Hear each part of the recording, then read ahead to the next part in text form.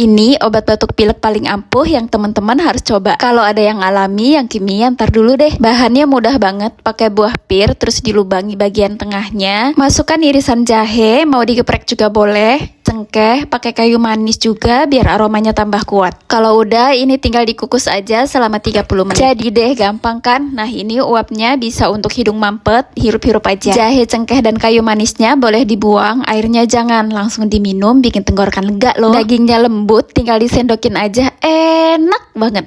Cobain ya!